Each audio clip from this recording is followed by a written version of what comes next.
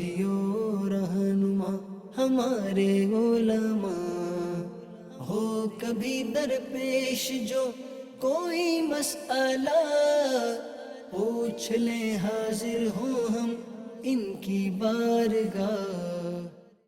الحمد للہ رب العالمین والصلاة والسلام علی سید المرسلین، اما بعد فاعوذ باللہ من الشیطان الرجیم، بسم اللہ الرحمن الرحیم، الصلاة والسلام علیک یا رسول اللہ وعلی آلک واصحابک یا حبیب اللہ، الصلاة والسلام علیک یا نبی اللہ وعلی آلک واصحابک یا نور اللہ۔ مدنی چینل کے ناظرین، پروگرام دارالافتاء اہل سنت میں آپ کو مرحبا کہتے ہیں، خوش آمدید کہتے ہیں۔ اللہ پاک ہم سب کے علم میں برکتیں عطا فرمائے اور علم نافع کی دولت سے ہم سب کو مالا مال فرمائے۔ ابتداً درود پاک کی فضیلت ہمارے پیارے رسول صلی اللہ علیہ وآلہ وسلم کا فرمان عظمت عالی شان ہے، زینوا مجالسکم بالصلاۃ علیہ فإن صلاتکم علیہ نور لکم یوم القیامہ۔ اپنی مجلسوں کو مجھ پر درود پڑھ کر خوبصورت بنا لو، آراستہ کر لو، تمہارا مجھ پر درود پڑھنا قیامت کے دن تمہارے لیے نور ہوگا۔ صلو علی الحبیب صلی اللہ تعالی علی محمد صلی اللہ علیہ وآلہ وسلم، صلاۃ و سلام علیک یا سیدی یا رسول اللہ۔ آج کے ہمارے مہمان مفتی محمد کفیل رضا طاہری ہیں، ان کو بھی خوش آمدید۔ جزاک اللہ خیر۔ کیسے مزاج گرامی آپ؟ الحمدللہ علی کل حال، آپ کیسے ہیں؟ الحمدللہ رب العالمین۔ پڑھتے ہیں اپنے ناظرین کے کچھ ویڈیو سوالات کی طرف۔ السلام علیکم ورحمۃ اللہ وبرکاتہ۔ محمد حسنین اتاری شاہپور صدر سے میرا مفتی صاحب کی بارگاہ میں یہ سوال ہے کہ یہ جو جرسی ہوتی ہے لمبی، اس کو کیا اندر فولڈ کریں یا باہر فولڈ کریں تو اس سے نماز ادا ہو جائے گی یا نہیں ادا ہوگی؟ بسم اللہ الرحمن الرحیم۔ کپڑا فولڈ کرنا کہ عادتاً اس طرح وہ کپڑا فولڈ کر کے استعمال نہیں کیا جاتا، تو اس طرح اگر کپڑا فولڈ کر کے کوئی شخص نماز پڑھتا ہے تو وہ جائز نہیں ہے۔ اور اگر جو ہے وہ عادتاً اس چیز کا استعمال ہی اسی طریقے سے تو اسے فولڈ کر کے ہی جو ہے وہ پہنا جاتا ہے، جیسے سویٹر ہیں تو سویٹر جو ہے وہ نیچے سے جو ہے وہ فولڈ ہو جاتے ہیں، یا بازو کا کالر جو ہے وہ فولڈ ہوتا ہے، تو اگر وہ عادتاً ہی فولڈ کر کے استعمال کیے جاتے ہیں تو اس کو اس طرح فولڈ کر کے پہننا جس قدر وہ عادتاً فولڈ ہوتے ہیں تو اس میں حرج نہیں ہے، اس حالت میں نماز بھی ادا کر سکتے ہیں۔ لیکن اگر اس چیز کا استعمال جو ہے وہ عادتاً اس طرح جو ہے وہ نہیں ہے تو پھر اگر جو ہے وہ فولڈ کر کے نماز پڑھیں گے تو جائز نہیں ہوگی، نماز مکروہ تحریمی ہوگی، جس کا لوٹانا واجب ہوگا۔ ہاں صرف آستینوں میں رخصت ہے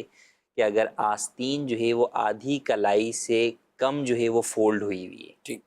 تو نماز ہو جائے گی، لیکن اگر آدھی کلائی سے زیادہ فولڈ ہوئی ہے تو پھر اس میں بھی نماز مکروہ تحریمی ہوگی۔ اچھا یہ جو بتا رہے ہیں تو یہ تو بہت لمبی ہے، جیسے عام طور پہ بازو کے اگر اس یہاں تک، اب اس کو یہاں تک ہی رکھا ہے اور فولڈ نہیں ہے۔ ہاں فولڈ ہے کہ لمبی ہے، اس وجہ سے اسے جو ہے وہ فولڈ جو ہے وہ کر لیا، آدھی کلائی سے کم فولڈ ہے تو ایسی صورت کے اندر وہ جائز ہے، اس میں جو ہے وہ نماز ہو جائے گی۔ اچھا یہ صرف کلائیوں کا مسئلہ؟ صرف کلائیوں کا، اس کے پینٹ علاوہ شرٹ چاہے جو ہے وہ دیگر چیزیں ہیں تو ان میں دار و مدار اس پر آ جائے گا کہ اس چیز کا استعمال کیسا ہے۔ تو بعض چیزیں وہ ہیں کہ جن کا استعمال ہی فولڈ کر کے ہوتا ہے، جیسے بعض پینٹیں ہوتی ہیں تو ان کا وہ پائچہ ٹائپ کا فولڈ ہی ہوا ہوتا ہے تو اس میں حرج نہیں ہے، لیکن اب جیسے جینس کی پینٹ ہے وہ کوئی جو ہے وہ الٹی کر کے اس کو جو ہے وہ فولڈ کر رہا ہے تو وہ اس کا جو ہے وہ استعمال فولڈ کر کے نہیں ہے، اس کو اڑستے ہیں نماز کے لیے وہ کر رہے ہیں جان، وہ نماز کے لیے عموماً کر رہے ہوتے ہیں۔ اور نماز کے لیے اگر کوئی نہیں بھی کرتا، وہ کہتا ہے میں ہر وقت ہی جو ہے وہ اس طرح رکھتا ہوں، تو بھی اس کا ہر وقت اسے رکھنا اس چیز کو جائز نہیں کر دے گا، کیونکہ وہ اس شخص کا اپنا فعل ہے، عرفاً بہرحال وہ چیز اس طرح فولڈ کر کے نہیں پہنی جاتی، تو لہٰذا ایسی صورت میں اگر اس نے فولڈ کر کے نماز پڑھی تو وہ نماز دہرانا اس کے اوپر واجب بھی ہوگا اور گناہ گار بھی ہوگا، تو لہٰذا اس بات کا خیال رکھنا ضروری ہے۔ ٹھیک ہے۔ اور ہونا یہ اتنا چاہیے کہ ناظرین کرام، چاہے عام ہم کپڑے جو پہنتے ہیں شلوار بھی ہو پینٹ بھی ہو، کہ وہ ویسے ہی ٹخنوں سے اوپر ہو جائے، یہ سنت مبارکہ ہے، ٹخنوں سے اوپر اپنے ان جو بھی شلوار ہو، کوئی تہمد ہے کچھ بھی ہے تو ٹخنوں سے اوپر ہو، ٹخنے ظاہر ہوں، یہ سنت مبارکہ ہے۔ سنت اگر کسی کی ترک ہوتی ہے، مثال کے طور پہ کسی کی لمبی پینٹ ہے، اب وہ فولڈ نہ کریں بلکہ ایسے ہی نارمل وہ رکھ دے، اگرچہ ٹخنے چھپ جائیں، اسی طرح وہ اپنی نماز پڑھ لے، سنت ترک ہوگی لیکن نماز مکروہ تحریمی نہیں ہوگی، نماز واجب الاعادہ نہیں ہوگی۔ لیکن اگر وہ ٹخنے ظاہر کرنے کے لیے اس کو فولڈ کرتا ہوا اوپر تک لے جاتا ہے تو اس کی نماز ہی مکروہ تحریمی ہو جاتی۔ تو اس صورت میں ان دونوں چیزوں کو بھی دیکھنا چاہیے۔ ہاں زیادہ پھر اچھی بات وہی ہے کہ چاہے پینٹ ہو کچھ بھی ہو تو سائز اتنا ہونا چاہیے کہ ٹخنوں سے وہ اوپر رہے۔ کیا کہتے ہیں مفتی صاحب؟ لباس کے اندر جہاں ہم بہت ساری باتوں کا خیال رکھتے ہیں تو لباس کا سنت کے مطابق ہونے میں بھی اس بات کا خیال رکھنا جو ہے وہ بالکل ضروری ہے، اور اس بات کا خیال رکھنا بھی چاہیے کہ اگرچہ آپ جو ہے وہ قمیص شلوار پہنے ہوئے ہیں، جبہ پہنے ہوئے ہیں، پینٹ پہنے ہوئے ہیں، جینس پہنے ہوئے ہیں، کوئی بھی چیز پہنے ہوئے ہیں، تو جہاں اس بات کا خیال کریں کہ وہ شریعت مطہرہ کے تقاضوں کے مطابق ہو، وہیں اس بات کا بھی ہمیں اہتمام کرنا چاہیے کہ جو ہے وہ سنت کے مطابق ہو۔ تو جیسے لباس کی لمبائی میں یہ ہے کہ وہ مرد کے ٹخنے جو ہے وہ نہ چھپے ہوں، بلکہ اگر کوئی تکبر کی نیت سے جو ہے وہ اپنے ٹخنوں کے اوپر جو ہے وہ کپڑا جو ہے وہ لٹکاتا ہے تو ایسے شخص کے لیے سخت وعیدیں جو ہے وہ حدیث پاک میں بیان کی گئیں، تو لہٰذا جو ہے وہ اس سے بچنا چاہیے۔ کچھ ایس ایم ایس بھی شامل کرتے ہیں۔ سوال ہے بچیوں کی طرف سے جو طالبات ہیں کہ پیپرز وغیرہ جو ہوتے ہیں اس میں قرآنی آیات بھی لکھنی ہوتی ہیں، اور بعض ایسے ٹائم پیریڈ کے جن میں پڑھ نہیں سکتے قرآن پاک، تو ان ایام میں لکھنے کے حوالے سے بھی کچھ کیا کہتے ہیں؟ قرآن کریم جو ہے وہ لکھنا بھی مخصوص ایام کے اندر عورت کے لیے جائز نہیں ہے، پڑھنا بھی اس کو جائز نہیں ہے، چھونا بھی جائز نہیں ہے، اور لکھنا بھی جائز نہیں ہے۔ اب جہاں تک امتحانات کی جو ہے وہ ہم بات کریں تو حتی الامکان تو اس میں اس بات کا وہ خیال کریں کہ ایسے سوالات اگر آپشن کی صورت میں ہیں، مثال کے طور پہ 10 سوالات آئے ہیں جس میں سے 5 کرنے ہیں، تو یہ ان 5 سوالوں کا انتخاب کریں جس کے اندر قرآن کریم کی آیت انہیں نہ لکھنی ہو۔ جو حکم آیت لکھنے کا ہے وہی ترجمہ لکھنے کا ہے کہ وہ بھی لکھنا جائز نہیں ہے۔ اور اس بات کا اہتمام خاص طور پر مدارس کے اندر جو ہے وہ جو بنانے والے ہیں پیپر، یا اسکول میں بھی بنانے والے پیپر ہے، تو ایگزامینیشن ڈپارٹمنٹ کو بھی اس بات کا خیال رکھنا چاہیے کہ آپ جو ہے وہ آپشنل والے سوال جو ہے وہ دیں، یا بچیوں کے پیپر کے اندر جو ہے وہ ایسے سوال نہ ڈالیں کہ جس کے اندر انہیں مجبوراً ان ایام میں صرف اپنے نمبر حاصل کرنے کے لیے اس گناہ میں جو ہے وہ مبتلا ہونا پڑے کہ ان کے لیے یہ لکھنا جائز نہیں ہے۔ ہاں کوئی ایسا پیپر آ گیا کہ اب اس کا آپشن نہیں ہے، یا اس میں یہ بھی ہو سکتا ہے کہ آپ نے وہ ڈالا لیکن وہاں پر ٹیچر کو یہ اختیار دے دیا کہ بھئی اگر کسی بچی کے ساتھ ایسا معاملہ ہو تو اس کو جو ہے وہ آپ آپشنل کوئی دوسرا سوال جو ہے وہ بتا دیں اس کی جگہ پر۔ اگر بالفرض کوئی ایسی صورت آ جاتی ہے جیسے گورنمنٹ کے پیپر ہوتے ہیں، بورڈ کے پیپرز وغیرہ ہوتے ہیں، اب اس کے اندر کوئی اور چارہ کار جو ہے وہ نہیں ہے، مثال کے طور پر لازمی سوال کے طور پر ہی وہ سوال آ گیا، بس اوقات ہوتا ہے کہ پہلا سوال لازمی ہے اور اسی کے اندر اسی سے متعلق جو ہے وہ سوال ہے، تو پھر بہرحال جو ہے وہ چونکہ ایک فقہ حنفی کا قول جو ہے وہ اس کے جواز کا ہے، تو اس قول کے اعتبار سے جو ہے وہ لکھ سکتی ہیں، مگر اس میں بھی بہت احتیاط کی حاجت ہوگی کہ اپنے ہاتھ کے نیچے بھی کوئی جو ہے وہ رومال وغیرہ کوئی ایسی چیز رکھیں کہ ان کا ہاتھ جو ہے وہ ترجمہ قرآن کریم اور آیت مبارکہ کی تحریر سے مس نہ ہو، ٹچ نہ ہو۔ اور اسی طرح جب آپ بیک کریں گے، چونکہ جس جگہ قرآن کریم لکھا ہوا ہے جس طرح اس سائیڈ کو چھونا جائز نہیں ہے، اسی طرح اسی سائیڈ پر بیک سائیڈ پر بھی چھونا جائز نہیں ہے، تو پھر بیک سائیڈ کے اندر بھی اہتمام کرنا ہوگا کہ اگرچہ بیک سائیڈ پہ آپ تحریر دوسری لکھ رہی ہوں گی، لیکن چونکہ جب وہاں پر آئیں گی تو اس کے بیک سائیڈ کے اوپر پیچھے قرآن کریم کی آیت یا ترجمہ لکھا ہوا ہے، تو وہاں بھی نیچے آپ جو ہے وہ اپنے ہاتھ کے نیچے جو ہے وہ رومال وغیرہ جو ہے وہ رکھ لیں، ایسی چیز جو آپ کے جسم کے تابع نہ ہو۔ بعض خواتین سمجھتی ہیں کہ بھئی دستانے پہن کے لکھ لیتے، تو نہیں، دستانہ چونکہ آپ کے جسم کے تابع ہے تو اس سے جو ہے وہ مسئلہ حل نہیں ہوگا، بلکہ جدا کوئی رومال وغیرہ جو کہ پاک رومال ہو وہ رکھ کر اس کے اوپر جو ہے وہ پھر آپ اپنا ہاتھ رکھ کر وہ ضرورتاً لکھ سکتے۔ ٹھیک ہے، مزید سوال۔ دارالافتاء اہل سنت میں مفتی شفیق صاحب آپ سے یہ سوال ہے کہ یہ نماز تہجد پڑھنے کے لیے سونا لازمی ہوتا ہے، اس بارے میں بھی رہنمائی فرمائیں۔ جی، نماز تہجد پڑھنے کے لیے سونا، جی ہاں، نماز تہجد کے لیے نماز عشاء کے بعد جو ہے وہ لمحے بھر کی نیند ضروری ہے، جبھی تہجد جو ہے وہ قرار پائے گی، ورنہ صلاۃ اللیل جو ہے وہ ہو جائیں گے، تہجد نہیں ہوگی۔ تو اگر کسی رات میں آپ پوری رات جو ہے وہ شب بیداری کر رہے ہیں، ذرا سی بھی دیر کے لیے، لمحے بھر کے لیے بھی نیند نہیں آئی، تو آپ صلاۃ اللیل کے نیت سے نوافل پڑھ سکتے ہیں۔ لیکن جو تہجد کی فضیلت ہے وہ یہی ہے کہ آپ کو نماز عشاء کے فرض آپ نے پڑھ لیے، اب اس کے بعد لمحے بھر کے لیے چاہے بیٹھے بیٹھے ہی جو ہے وہ نیند آ گئی، اب اس کے بعد آپ جو ہے وہ نماز تہجد ادا کر سکتے ہیں۔ ٹھیک ہے، کچھ دیر بھی وہ سو لیا، آرام کر لیا تو بھی جی، تہجد لمحے بھر بھی جو ہے وہ لمحے اگر نیند آ جائے گی تو بھی جو ہے وہ کافی ہے، اور اس کے لیے بھی بستر پہ لیٹ کر سونا بھی ضروری نہیں ہے، بیٹھے بیٹھے بھی اگر جو ہے وہ آپ کو آنکھ لگ جاتی ہے تو بھی وہ فضیلت آپ کو اس کے بعد پڑھے جانے والی نماز تہجد کی حاصل ہو جائے گی۔ ٹھیک ہے۔ اور اس میں بھی ناظرین کرام کہ عشاء پہلے پڑھنی ہے، یعنی ایسا نہیں ہے کہ کوئی کہے کہ سو جائیں۔ ایک تعداد ہوتی ہے، بعض اوقات کچھ ملازمین ایسے ہوتے ہیں کہ جو رات کے ٹائم کہیں جاب کرتے ہیں، اسی طرح بعض خواتین میں کہ رات کو وہ کام کاج کر کے فارغ ہو کے سو گئے اور کہا کہ صبح جلدی اٹھ کر عشاء بھی پڑھیں گے، تہجد بھی پڑھیں گے، اور پھر ساتھ ہی فجر کی نماز بھی ہم ادا کر لیں گے۔ تو یہ وہ تہجد کی فضیلت اس میں نہیں حاصل ہوگی، یعنی اس میں کہیں کہ وہ تہجد کا بھی انہیں ثواب ملے گا، نہیں، ایسا نہیں ہے۔ اور ٹھیک ہے، عشاء کی نماز پڑھ لی اور اس کے بعد جیسے ہی فجر کا وقت شروع ہوا فجر کی نماز، لیکن اس کی بھی عادت نہیں بنانی چاہیے، کیونکہ یوں اپنی عشاء کی نماز کو بھی اتنا مؤخر کرنا، اور پھر بالخصوص نیند کہ جس کو اٹھنے پر قدرت ہی نہیں ہے، پھر کام کاج کی یہ تھکن سب کچھ کر کے پھر سو گئے کہ میں اٹھ کر پڑھ لوں، ہر ایک کو ایسی قدرت بھی نہیں ہوتی، تو اس طرح یہ عادت اس کی بالکل بھی نہیں بنانی، اور اس کو مکروہ فرمایا کہ اتنی تاخیر کرنا عشاء کی نماز کی بھی کہ وہ آخری ان وقت میں چلے یا آدھی رات سے زیادہ اس کا وقت ہو جائے، تو ایسا بالکل نہیں کرنا چاہیے، عادت نہیں بنانی چاہیے۔ البتہ جن کو اٹھنے کی قدرت ہے اور رات کو کوئی ایسی کیفیت ہے کہ جس میں اب نماز نہیں پڑھی جا سکتی یا کوئی معاملہ ہے، تو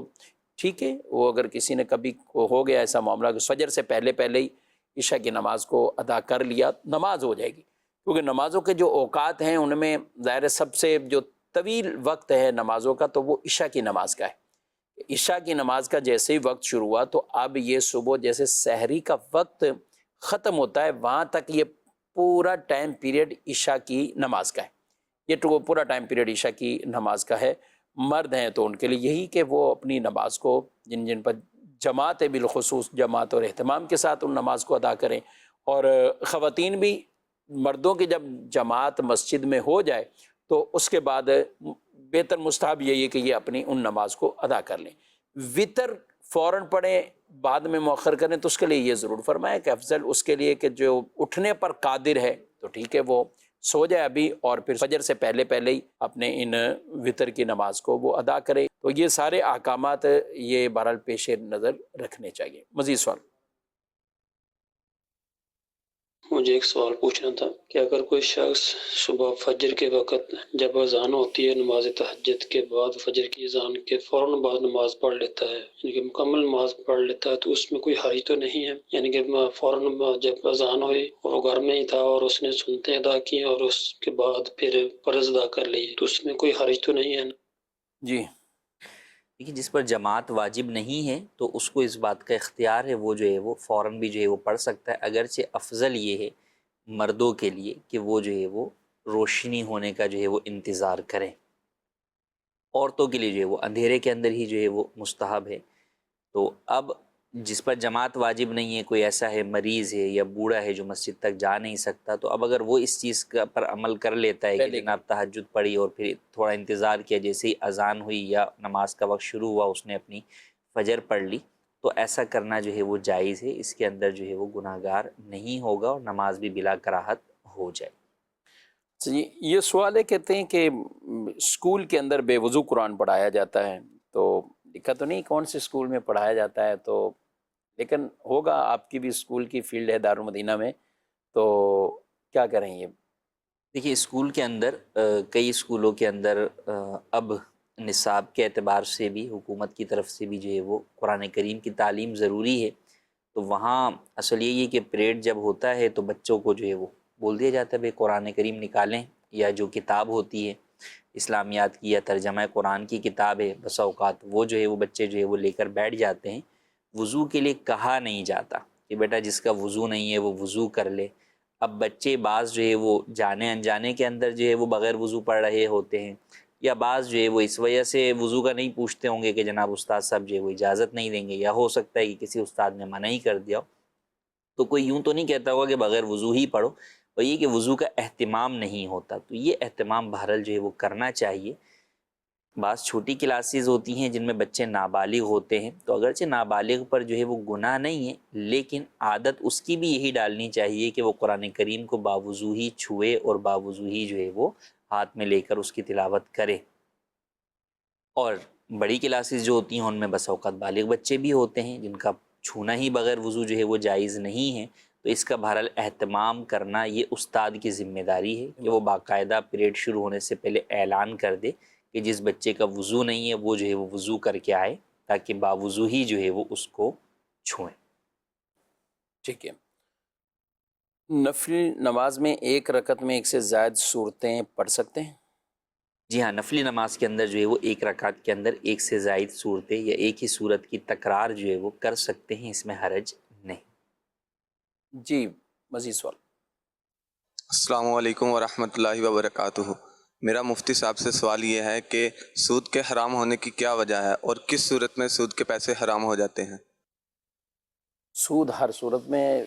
حرام ہی ہے۔ سود کے کوئی خاص صورتیں یہ نہیں کہ اس میں معاذ اللہ سود جائز ہو جائے، ایسا نہیں ہے۔ سود ہے، سود حرام ہے، اور بیسک وجہ تو قرآن پاک نے ہی بیان فرما دی، احل اللہ البیع وحرم الربا۔ اللہ پاک نے تجارت کاروبار اس کو حلال فرمایا ہے، سود کو وہ حرام فرمایا ہے، سود حرام ہے۔ تو یہ اس زمانے میں بھی سود جس طرح چلتا تھا، آج کل کچھ لوگ ہوتے ہیں کہ جو اس کو خاص ایک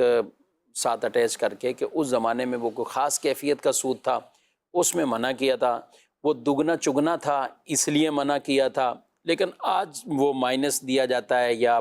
چند فیصد دیا جاتا ہے، تو اس لیے سود وہ والا سود نہیں۔ تو یہ ہرگز غلط ہے، درست نہیں ہے۔ درست یہی ہے کہ سود کہ جس میں آپ کو کوئی چیز قرض دے کر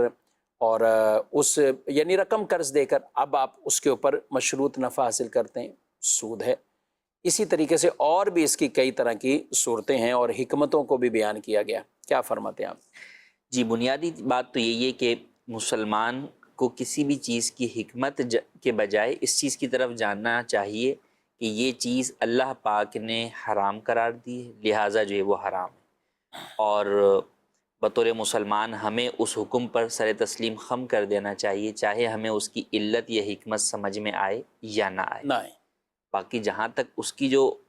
حکمتیں ہیں، اس کے جو نقصانات ہیں معیشت کے اندر، وہ واضح ہیں، اور آج کل کے دور کے اندر جو معیشت دان ہیں وہ بھی اس بات کے جو ہے وہ قائل ہیں کہ جی جناب معیشت کو جو نقصان پہنچتا ہے وہ سود کے ذریعے سے ہی جو ہے وہ پہنچتا ہے،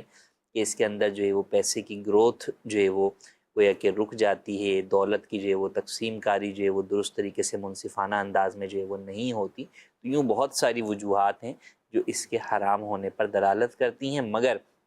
بنیاد یہی ہے کہ اللہ پاک نے جب اس کو حرام قرار دیا تو بطور مسلمان ہمارا یہی کانسیپٹ ہونا چاہیے، یہی نظریہ ہونا چاہیے کہ جو ہے وہ رب تعالیٰ کے حکم کی وجہ سے یہ حرام ہے، اس لیے ہم اسے حاصل نہیں کر سکتے، اور سود کی جتنی بھی صورتیں ہیں وہ تمام حرام ہیں۔ جو سود ہے وہ حرام ہے، اور جو حرام نہیں ہے بعض صورتوں میں اگر کوئی آپ کو بتا رہا ہے کہ بھئی وہ صورت جائز ہے، کوئی مفتی بتا رہا ہے، تو پھر وہ سود نہیں ہے۔ سود نہیں، وہ ہو سکتا ہے بظاہر آپ کو ایسا لگ رہا ہو کہ بھئی دونوں چیزیں تو ایک جیسی ہیں، لیکن وہ ایک جیسی نہیں ہوتی، ان میں فرق ہوتا ہے۔ وہ صورت جب آپ پوچھیں گے تو یقیناً آپ کے سامنے وہ مفتی بیان بھی کر دیں گے کہ اس میں اور سود میں فرق کیا ہے۔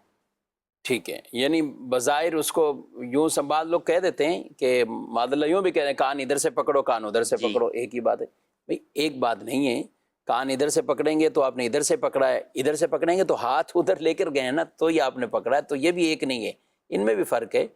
نبی پاک صلی اللہ علیہ وسلم کی بارگاہ میں جب وہ کھجوروں والا آیا تھا واقعہ، اور پورا کتنا رہنما ایک واقعہ ہے ماشاءاللہ، اور حدیث پاک میں جو کہا گیا، تو آپ صلی اللہ علیہ وسلم نے جب پوچھا کہ کیا خیبر کی ساری کھجوریں ایسی ہوتی ہیں؟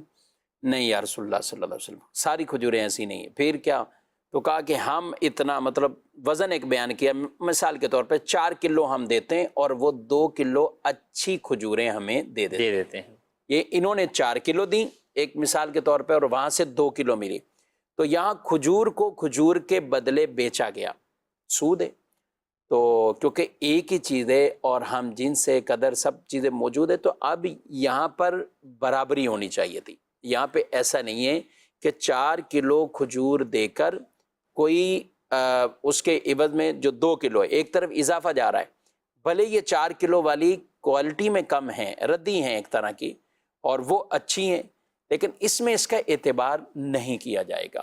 اب یہاں پر آپ صلی اللہ علیہ وآلہ وسلم نے فرمایا کہ پھر یوں سودا نہ کرو، بلکہ تم اپنی یہ 4 کلو جو ایک وزن حدیث میں بیان کیا کہ یہ ان کو بیچ دو اور اس کی جو بھی رقم ہے وہ لے لو۔ اب وہ رقم لے لی اور اس کے عوض میں اب یہ 2 کلو خرید لو، سودا وہی ہوا، لیکن ایک پورا بالکل تبدیل ہو گیا، کیونکہ اب جو 2 کلو خریدی جا رہی ہیں وہ کھجور کے بدلے میں نہیں ہے، بلکہ وہ درم دینار کے بدلے میں خریدی جا رہی ہیں، وہ رقم کے بدلے میں خریدی جا رہی ہیں، اور پہلے جو تھا وہ کھجور کے بدلے میں۔ تو اس لیے ہم بعض اوقات اپنے سودوں میں بھی کئی طرح کی جو تجارتی معاملات ہیں، اگر تھوڑا سا اس میں کچھ تبدیلی لائیں تو وہ جائز کی صورت بن جائے گی، وہ جائز ہو جائے گا معاملہ، اور آپ کو نفع بھی حلال ہو جائے گا، سود سے بھی آپ بچ جائیں گے۔ اور اس طرح کے کئی اور افراد ہوتے ہیں جو بعض اوقات انویسٹمنٹ کرتے ہیں کہ ہمیں ہمارے پیسوں سے غرض ہے، آپ کو نفع ہو نقصان ہو کچھ بھی ہو، ہمیں 100% یہ نفع چاہیے اور اپنی رقم بھی بعد میں چاہیے، اپنی پوری رقم بھی چاہیے اور یہ نفع بھی چاہیے۔ تو اب یہ ایسے ہی پیسے قرض دے کر یوں نفع اگر حاصل کر رہے ہیں اور یہ سب کچھ کر رہے ہیں تو یہ جائز تھوڑی ہوگا، یہ قرض ہی شمار ہوتا ہے اور یہ سود کے زمرے میں جاتا ہے۔ ہاں آپ انویسٹمنٹ کرتے ہیں اس طور پر کہ ٹھیک ہے آپ نے پروفٹ اور نفع نقصان کی جو شرعی طور پر قیودات ہیں اسی کا خیال رکھتے ہوئے آپ کوئی طے کرتے ہیں تو اچھی بات ہے، وہ پارٹنرشپ آپ کی کہلائے گی۔ لیکن معاملہ یہی ہے کہ اس میں پھر جس کو فوراً یہ نہیں کہہ دینا چاہیے کہ آپ جو ہے نا وہ یہ سود سے بچنے کے لیے یہ تو یوں کان پکڑا، ایسا نہیں ہے، ہر جگہ یوں نہیں ہوتا، اس کے پورے طریقے کار ہیں، علماء سے رہنمائی لینی چاہیے۔ کفیل صاحب کتنی بار آتے ہوں گے لوگ اور کوئی ان کو تھوڑی سی تبدیلی کے بعد حل بتایا تو معاملہ حل نہیں ہو۔ پارٹنرشپ کی عموماً جو صورتیں لوگ لے کر آتے ہیں تو وہ عموماً ناجائز ہوتی ہیں، وہ قرض پہ نفع والی صورت ہوتی ہے، تو وہی ہے کہ ان کے ساتھ بیٹھ کر ڈسکشن کر کے ان کو مختلف حل پیش کیے جاتے ہیں کہ آپ یوں کر لیں، آپ ایسا طریقہ کار اختیار کر لیں۔ اب ان سب کے اگر نتائج کی طرف ہم دیکھیں کہ بھئی آخری نتیجہ کیا ہے کہ جس کو جتنے پیسے ملنے تھے اس کو اتنے پیسے مل رہے ہیں، جس کو انویسٹمنٹ مل رہی تھی وہ انویسٹمنٹ، تو یہ ایک ہے کہ انویسٹمنٹ ملی اور نتیجہ جناب اس کو اتنا پروفٹ ملا، لیکن درمیان میں وہ جو بعض عقود اس کے درمیان آپس میں ہو رہے ہیں وہی اس چیز کو جائز کر دیتے ہیں اس نفع کو، اور وہی عقود اگر ناجائز بنیادوں پر ہوں تو اسے ناجائز کر دیتے ہیں۔ تو بات وہی ہے کہ آدمی جب یہ چیزیں سیکھنا چاہے، سمجھنا چاہے اور اس بارے میں حساس ہو کہ بھئی مجھے جو ہے وہ گناہ سے بچنا ہے۔ اچھا کئی دفعہ ایسا ہوتا ہے حل نہیں بھی نکلتا کہ ان کو وہ جو حل ہوتا ہے وہ قابل قبول نہیں ہوتا، تو اس میں واقعی کئی ایسے لوگ ہوتے ہیں کہ جن کا یہی ہوتا ہے کہ بھئی ٹھیک ہے جائز ہوگا تو کریں گے، نہیں ہوگا تو بھلے کتنا ہی نفع آ رہا ہے ہم نہیں کریں گے۔ تو یہی ایک مسلمان کا جو ہے وہ انداز ہونا چاہیے کہ جو بھی چیز وہ کام کرے یا جو بھی کاروبار کرے، پارٹنرشپ کرے، تو بہرحال شریعت مطہرہ کے مطابق کرے۔ بظاہر کئی چیزوں کے اندر ہمیں کچھ مشقت برداشت کرنی پڑتی ہے، ایک بیٹھے بیٹھے جو ہے وہ نارمل قرض لے کے کسی کو نفع دینا ہے، لیکن آپ وہی پارٹنرشپ کی طرف جاتے ہیں تو پھر آپ کو کچھ حساب کتاب الگ رکھنا ہوتا ہے، پروفٹ اینڈ لاس نکالنا ہوتا ہے اور دیگر کچھ چیزوں کا خیال رکھنا ہوتا ہے، تو وہ تھوڑی مشقت آپ کو ہوتی ہے، لیکن اگر اس مشقت کے بدلے میں آپ گناہ سے بچ جائیں گے، عذاب آخرت سے بچ جاتے ہیں، تو یہ مشقت دنیا کی کوئی بھی جو ہے وہ اس کے بدلے میں حیثیت نہیں رکھتی۔ چلیں جی، کچھ اور بھی ایس ایم ایس بھی ہیں، ان کو بھی شامل کریں گے، لیکن پہلے کچھ آپ کے سوالات لیں۔ میں پوچھ رہا ہوں کہ اب پیپر میں ہمیں دی ہوتی ہے قرآنی آیات کا ترجمہ لکھنا ہوتا ہے، تو وہ لکھنا جائز ہے یا نہیں؟ چلیں جی، قرآنی آیات کا ترجمہ پیپر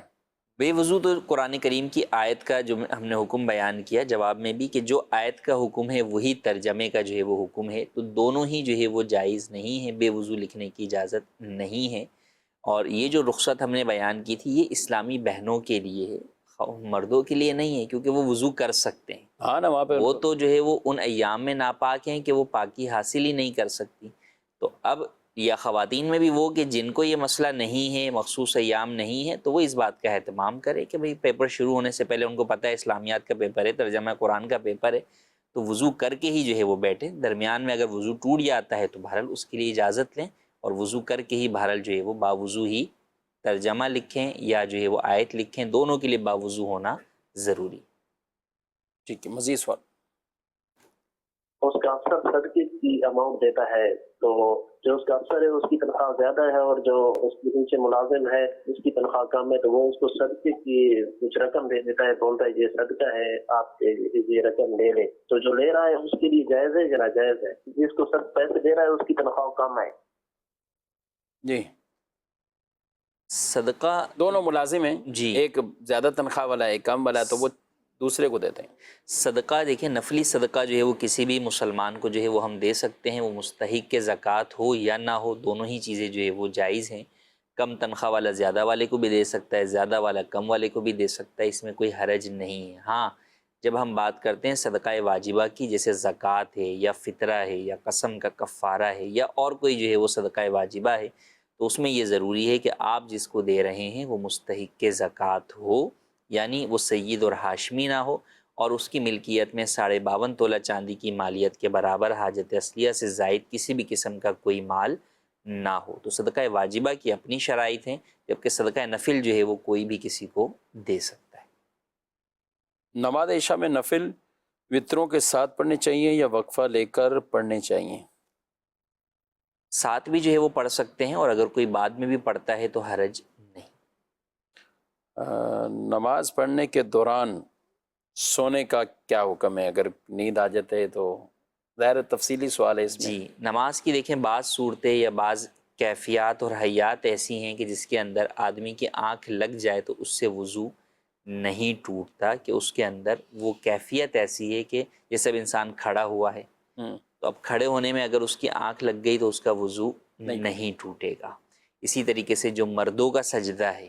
جس طرح وہ سجدہ اگر کوئی شخص کرتا ہے تو اس حالت میں اگر آنکھ لگ گئی تو وضو نہیں ٹوٹے گا، وہ بھی سنت کے مطابق جب جی کر رہے ہیں۔ سنت کے مطابق جو ہے وہ کرے۔ ایسی غفلت وضو توڑ دیتی ہے جس سے انسان کی جو ہے وہ جو جسم کے اعضاء ہیں وہ گویا کہ ڈھیلے پڑ جاتے ہیں۔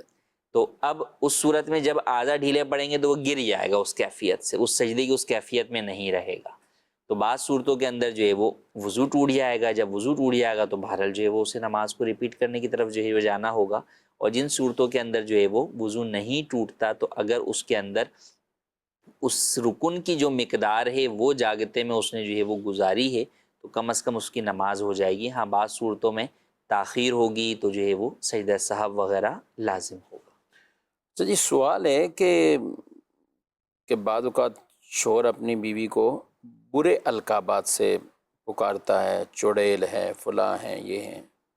کیا کہیں گے؟ کسی بھی مسلمان کو برے لقب سے پکارنا یہ ناجائز و حرام ہے۔ اللہ پاک نے قرآن کریم میں اس سے منع فرمایا، لا تنابزوا بالالقاب، کہ آپس میں ایک دوسرے کو برے القاب سے مت پکارو۔ تو وہ چاہے جو ہے وہ بھائی ہو، بہن ہو، بیوی ہو، بیوی شوہر کو یا شوہر بیوی کو، کوئی بھی کسی کو جو ہے وہ ہرگز نہ پکارے، کہ ایسا کرنا در حقیقت اس کے لیے جو ہے وہ سامنے والے مسلمان کو تکلیف پہنچانا ہے، جو کہ جائز نہیں ہے۔ بیوی کو تو اچھے القاب سے پکارنا چاہیے، احادیث سے بھی جو ہے وہ ثابت ہے۔ نبی کریم صلی اللہ علیہ وسلم نے سیدہ عائشہ صدیقہ رضی اللہ تعالیٰ عنہ کو حمیرہ کہہ کر جو ہے وہ پکارا کرتے تھے، تو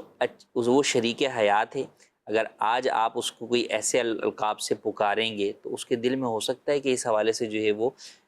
تنگی آپ کے لیے بیٹھ جائے، محبت جو ہے وہ کم ہونے کا باعث جو ہے وہ بن جائے، تو ایسا ہرگز نہیں کہنا چاہیے، نہ ہی شوہر کو بیوی کو اور نہ ہی بیوی کو شوہر کو۔ بسا اوقات بعض لوگ مذاق میں کہہ رہے ہوتے ہیں لیکن در حقیقت وہ مذاق سامنے والے کو برا لگ رہا ہوتا ہے۔ جی ہاں، وہ اب بیوی ہے تو وہ شوہر کے سامنے کھل کر بول تو نہیں سکتی، وہ اس کے جو ہے نا وہ زیر اثر ہے، لیکن در حقیقت وہ دل کے اندر اس کو وہ بات بری لگ رہی ہوتی ہے، یا سب کے سامنے جو ہے وہ بول رہے ہوتے ہیں۔ تو ایسا جو ہے وہ ہرگز نہیں کرنا چاہیے. جس نے اگر کبھی ایسا کیا ہے تو بھی اس پر لازم ہے کہ بہرحال وہ اپنی بیوی سے معافی مانگے. کہ حقوق العباد میں بہرحال یہ نہیں دیکھا جائے گا کہ شوہر جو دل چاہے حقوق تلف کرتا رہے اور جناب اس کو گنجائش ہے، نہیں، بلکہ اگر اس کو بھی اپنی بیوی سے معافی مانگنی پڑے گی تو بالکل جو ہے وہ مانگے گا، جبھی جو ہے وہ حق اس کا معاف ہوگا. ورنہ کل قیامت کے اندر بھی یہی حق کی ادائیگی کے لیے، اس جو ہے وہ دل آزاری کو مٹانے کے لیے کہیں ایسا نہ ہو کہ آپ کو اپنی نیکیاں دے کر جو ہے وہ اسے منانا پڑے، یا اس کے گناہ اپنے سر لے کر جو ہے وہ اسے منانا پڑے. اچھا، اس میں پھر بعض کا بچوں کے سامنے بھی، جی، یعنی بچے بڑے ہو گئے، اب وہ سمجھ رہے ہیں ان چیزوں کو، ان کے سامنے بھی ان کی ماں کو کہنا برا جو ہے وہ کتنا کہنا یا کوئی ایسی بات کہنا، تو وہ اب آپ یہ سمجھ رہے ہیں کہ جناب جو ہے وہ میں اپنے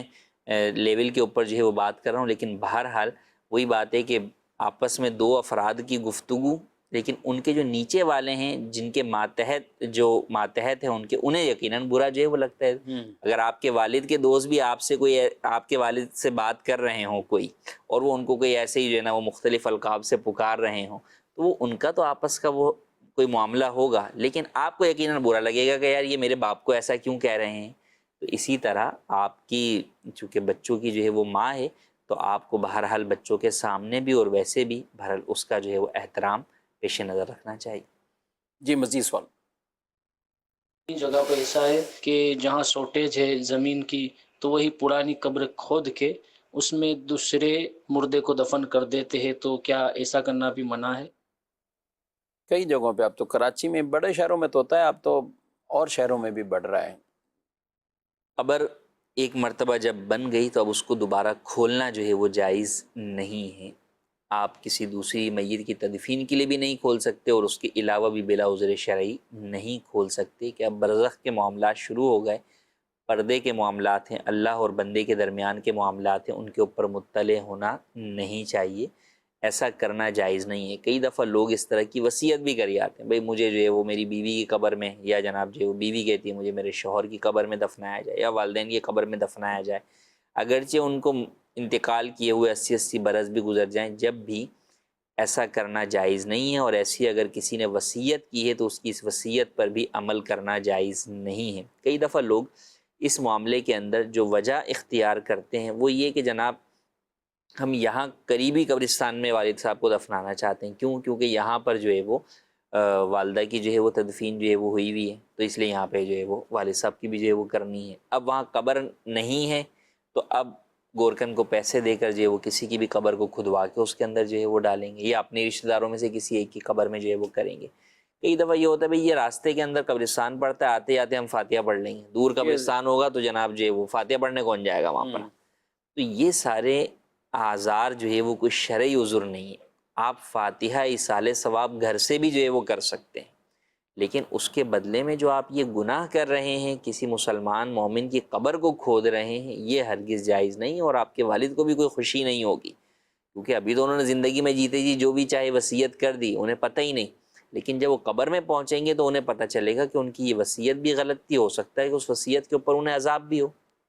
تو لہٰذا ایسی نہ وصیت کریں، نہ ہی کسی کی ایسی وصیت پر عمل کریں. اگر آپ کو کچھ دور جا کر کسی اور قبرستان کے اندر فریش قبر ملتی ہے تو اسی طرف جو ہے وہ جانا چاہیے، اور فریش قبر کے اندر ہی جو ہے وہ تدفین کرنی چاہیے. اچھا، کوئی قریب لے بھی لیتا نا اس ارادوں سے کہ فاتحہ پڑھیں گے، یہ کتنی مرتبہ پڑھیں گے؟ جی بالکل پاس بھی ہوا، زیادہ سے زیادہ 40واں، بہت زیادہ آپ کر لیں تو شاید جو ہے وہ 1 سال بس. یعنی اسی طرح ہوتا ہے. اس کے بعد پھر وہی آپ شب برات پہ ہی جو ہے وہ جاتے ہیں. تو شب برات میں آپ جہاں قریب جاتے ہیں وہاں دور بھی جا سکتے ہیں، اور اگر بالفرض نہیں بھی جا پا رہے تو بھی بہرحال جو ہے وہ آپ کو پھر جو ہے وہ فاتحہ ایصال ثواب گھر سے بھی کر سکتے ہیں. اس کام کے لیے ایک نیک عمل ہے، جائز کام ہے، جس کے نہ کرنے کا گناہ نہیں ہے، لیکن وہ اس کے بدلے میں آپ وہ کام کرنے جا رہے ہیں جو کہ گناہ ہے. جی مزید سوال. بغیر وضو کے موبائل کے اوپر بندہ تلاوت کر سکتا ہے قرآن مجید کی؟ جی، ڈرائیڈ پر یا آئی پیڈ وغیرہ. جی، قرآن کریم کی تلاوت کرنے میں بہتر تو یہی ہے کہ موبائل کے اندر بھی ہم باوضو ہو کر ہی پڑھیں. لیکن اگر کوئی شخص جو ہے وہ اینڈرائڈ پر یا ٹچ اسکرین کے اوپر پڑھتا ہے تو یہ چھونے کے زمرے میں اس اعتبار سے نہیں آتا، تو اس لیے یہ گناہ جو ہے وہ نہیں ہے. البتہ بہتر یہی ہے کہ اس پر بھی باوضو ہی جو ہے وہ آپ تلاوت کریں ٹچ کرتے ہوئے۔ جی اچھا، بے وضو ویسے ہی زبانی طور پر پڑھنے میں کوئی مسئلہ ہے؟ قرآن بے وضو زبانی پڑھنے میں کوئی حرج نہیں، کسی کو یاد ہے یا کسی جگہ پر جو ہے وہ آیات لکھی ہوئی ہیں، جیسے کسی جگہ پر بسا اوقات سورہ ملک لکھی ہوئی ہوتی ہے یا جو ہے وہ آیت الکرسی لکھی ہوئی ہے، تو اب اگر آپ اسے بے وضو جو ہے وہ پڑھ رہے ہیں، دیکھ رہے ہیں، چھونا نہیں پایا جا رہا، تو بے وضو جو ہے وہ بغیر چھوئے جو ہے وہ آپ پڑھ سکتے ہیں۔ جی مزید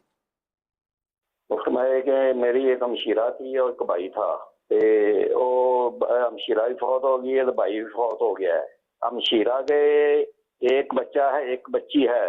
بھائی کا ایک بچہ ہے، کیا وہ والد میرے والد کی جائیداد کے حقدار ہیں؟ جی، بہن بھی فوت ہوگی، بھائی بھی فوت ہو گئے ہیں، اور سوال سے ظاہر ہے کہ ان کے والد صاحب پہلے ہی فوت ہو گئے تھے۔ والد کی زندگی میں دیکھیں اگر کسی کا بھی انتقال ہوتا ہے تو ان کا حصہ نہیں بنتا، لیکن اگر والد کے انتقال کے بعد جو ہے وہ بھائی کا انتقال ہوا، بہن کا انتقال ہوا، تو جو بھائی اور بہن کا حصہ تھا وہ آگے ان کی اولاد میں، ان کے ورثہ میں جائے گا، جس کے اندر جو ہے وہ بہن کے شوہر کو بھی ملے گا، بہن کی اولادوں کو بھی ملے گا، بھائی کی بیوہ کو بھی ملے گا اور بھائی کے بچوں کو بھی ملے گا۔ اس کے لیے آپ کو وراثت کا پورا فتویٰ جو ہے وہ دارالفتہ سے تفصیل بتا کر حاصل کر لینا چاہیے۔ ٹھیک ہے، دارالفتہ اہل سنت سے ڈائریکٹ اگر وراثت کے کوئی اس طرح کے معاملات ہوں تو ڈائریکٹ اگر آپ دارالفتہ اہل سنت پہنچ سکتے ہوں تو آپ ضرور پہنچیے، اگر آپ کے شہر میں موجود ہے۔ الحمدللہ شہر کراچی کے اندر 6 دارالفتہ اہل سنت ہیں، اور اسی طرح حیدرآباد میں بھی ہیں، ملتان میں بھی ہیں، لاہور میں بھی ہیں، فیصل آباد میں بھی، سرگودا میں بھی، اور مختلف اور شہروں جو بڑے بڑے شہر ہیں، گجرانوالہ، راولپنڈی، تو ان شہروں سے اگر آپ کا تعلق یا قریب ہیں، قرب و جوار میں، تو آپ ضرور یہاں پر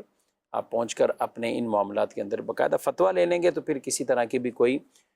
کسی کو اعتراض بھی نہیں ہوگا۔ اور یہ بات یاد رکھیں کہ جب ورثہ میں نابالغ بچے ہوتے ہیں نا، تو اس میں تو اور احتیاطیں ہوتی ہیں کہ آپ نابالغ بچوں کا اگر حصہ وہاں بن رہا ہو، اور آدمی جو ہے نا وہ بالغ یا بڑے افراد وہ اپنی مرضی سے ترکے کے مال میں سے ایصال ثواب کریں یا تیجا 10واں 20واں اس پہ پیسہ لگائیں، یہ بھی اجازت نہیں ہوگی اس کی۔ ہاں اپنے حصے میں کوئی کرنا چاہے وہ ایک الگ بات ہے، لیکن آپ اوورآل میں تصرف کریں تو یہ جائز نہیں ہوگا۔ اس لیے آپ کو زیادہ اس میں محتاط ہونا ہے کہ جب ترکے میں وراثت میں جو حقدار بن رہے ہیں تو ان میں نابالغ بچے بھی ہوں، تو ان کا جو حصہ کس طرح محفوظ کرنا ہے، کون رکھے گا، کیا حصہ بنے گا، تو یہ ضرور دارالفتہ اہل سنت سے باقاعدہ آپ اس کی شرعی رہنمائی لے کے تحریری فتویٰ لے لیں گے تو انشاءاللہ آپ کو بھی آسانی ہوگی، جن کو دکھانا ہوگا تو وہاں پہ بھی ان کو آپ بآسانی قائل بھی کر سکیں گے۔ اللہ پاک ہم سب کو شریعت مطہرہ کے مطابق اور شریعت مطہرہ کی تعلیمات کے مطابق یہ سارے معاملات کرنے کی توفیق عطا فرمائے۔ ہمارے پروگرام کا وقت اپنے اختتام کو پہنچا ہے، آپ سے اجازت چاہتے ہیں، فی امان اللہ۔ ہادی و رہنما ہمارے علماء، ہو کبھی درپیش جو کوئی مسئلہ، پوچھ لیں حاضر ہوں ہم ان کی بارگاہ۔